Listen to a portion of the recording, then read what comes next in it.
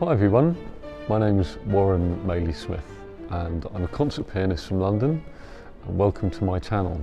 This is a weekly broadcast which I do every Wednesday evening at 5:30 p.m. and I'm on this little podcast.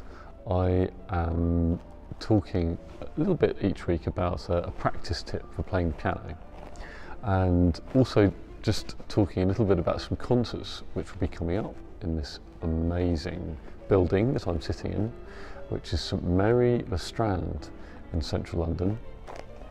And I'd also love to hear your questions about anything piano related, in particular about playing the piano, preparing for performances and practicing. And I'm going to start with today's kind of practice tip of the week, which is I'd like to talk about pedalling. I think it's something that over the years I've noticed is often neglected hugely in our practice, and when we're learning pieces. It's I suppose we've got so many things to think about with what we're doing with our fingers, and just thinking about the music generally, that often what we're doing with our feet doesn't always quite have the same amount of consideration that everything else does. So I just had a few things to say about pedalling.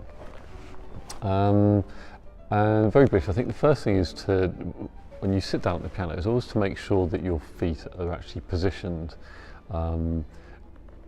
within easy access of the pedals. So you don't want to find you've got one foot tucked underneath the piano stool, something that we often see people doing, and then there's a bit of a kerfuffle to try and find the right position when you need to use the pedal. So have your feet in front of you and right next to the pedals so that you can access them without even having to really move your heel off the ground.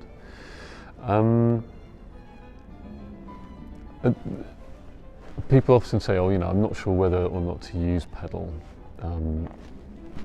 in a particular piece, and it's something that does, of course, vary so much on the piano that you're playing and the acoustic that you're playing in. In fact, that's something that Debussy used to say, is that, of course, Debussy rarely marked pedalling in his own music because he felt that those two things, that the sustaining power of individual pianos and the acoustic, varied so much that from place to place and from piano to piano, that it would be impossible to have one set of universal instructions.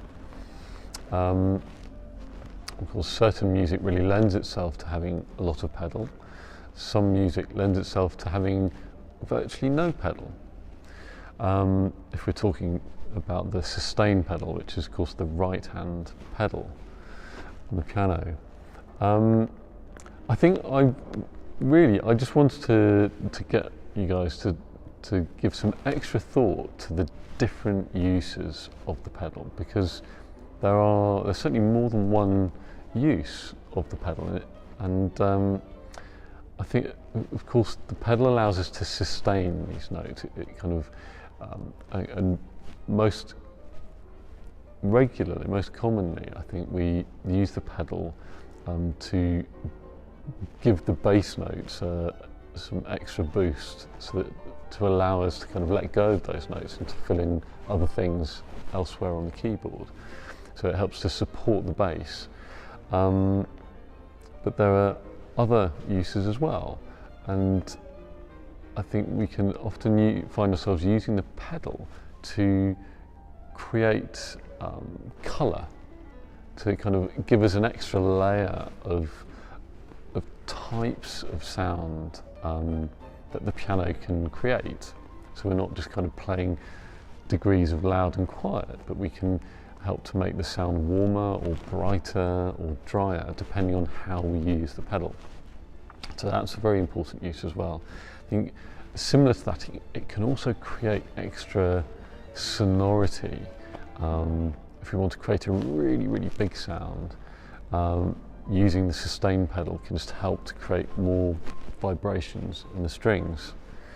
And of course, using the pedal can also help a lot with our playing legato. Now, we talked a bit about legato playing last week, and we must never use the pedal to take shortcuts in what our fingers should be doing. But there's many places where the pedal can help us bridge a gap, say between a very low note and a very high note, for example, something that we couldn't stretch between the hand. So, in other words, we've got various uses of the pedal. And I just want to give you one exercise to work on your pedalling in the context of where we're trying to hold or sustain a bass note in a chord and do other things elsewhere. So I wanted to give you a little exercise to try and hone your pedalling skills a little bit this week. And this is really just to think more about how you synchronize what you do with your fingers with what you do with your feet. And the big temptation is when we want to change the pedal with a harmony or a note in the bass, the temptation is to put your foot down as you play the new note. And this is actually something to be avoided, because we want to make sure when we change the pedal that we're clearing all of the sound before it, so we're not going to catch any of the previous harmony that we've been doing with our fingers. So to guarantee that, instead of putting the pedal down, if this is your foot, instead of putting the foot down with your fingers, we put the finger down fractionally before and then put the pedal down. So instead of both going down together, it's finger foot. So not together, but the finger first, the new chord, and then the pedal. So this is something that can, I think, be practiced much more easily away from the repertoire, the piece that you're playing, and just take in isolation some bass notes. And I must say, Chopin waltzes are a great thing to practice this approach, because of that we had this very clearly defined bass note and then filling chords that go on the second and third beats. So yeah, that's something to try this week. And crucially, I think, to work on, in fact, any technical aspect of your piano playing, try to work on it separately to the music, to the pieces you're playing, because when we're trying to get into new habits and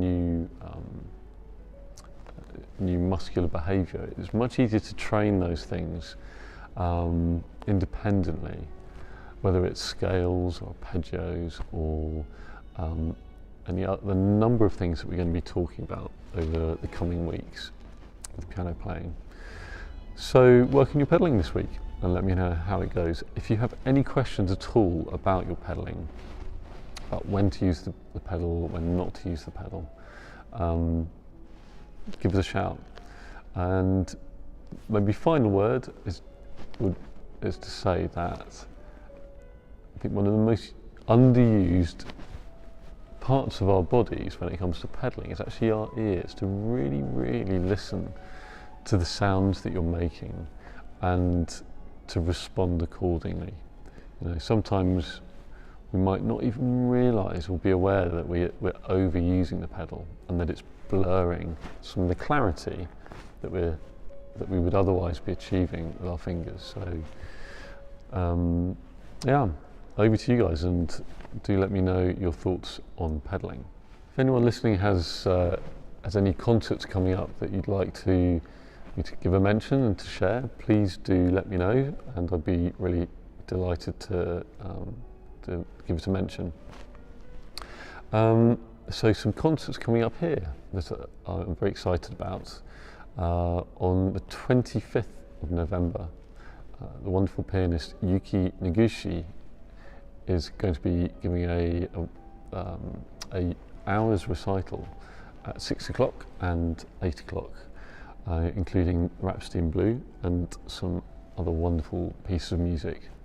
And we have also the fabulous pianist J.P. Eakins will be giving an evening recital also on the 9th of December, which is going to include Mozart's gorgeous sonata in C major.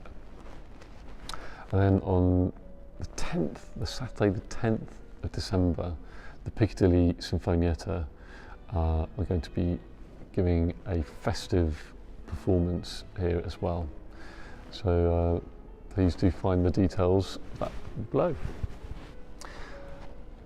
So last week I asked you guys the question, slightly random question, whereabouts what was unusual about John Ireland's house that he had in Sussex. Of course, the great English composer, early 20th century, and he actually lived in a windmill, of all things, not far from Ambley. So there you go. Must have been interesting acoustics to practice in. So, question of the week for you. This weekend just gone, there was a British pianist a heroic British pianist who performed all of Beethoven's piano sonatas from memory. I'd love you to tell me who that pianist was. He's a good friend of mine, and a fantastic feat of memory, a great example of what can be achieved with very concentrated and sustained work on memorizing. So I'd like to finish this evening with a performance of Rachmaninoff's Prelude in C sharp minor, and this is a wonderful piece of music. He wrote it when he was a very young composer, and it launched him to international renown. And of course, I suppose the funny story about it is that he was just asked to play it so much, almost every time he performed, that he actually grew quite sick and tired of playing it, which is, I think, such a shame, because it's such an amazing piece of music. But he wrote so many other amazing pieces of music, but this is the one that people kept coming back to. I think probably for good reason. It's just such an evocative, amazing piece of music, and always makes me think of the cathedral bells tolling in Moscow. So I do hope that some of those little ideas about pedalling might be useful for you this week, and please let me know if you've got any questions or if there's anything you'd like me to talk about. In the coming weeks, so I've got a whole set of different technical things we're going to be exploring, but we've talked so far about these basics of staccato and legato playing, and of course pedaling today. So more next week. Take care, have a great week, bye.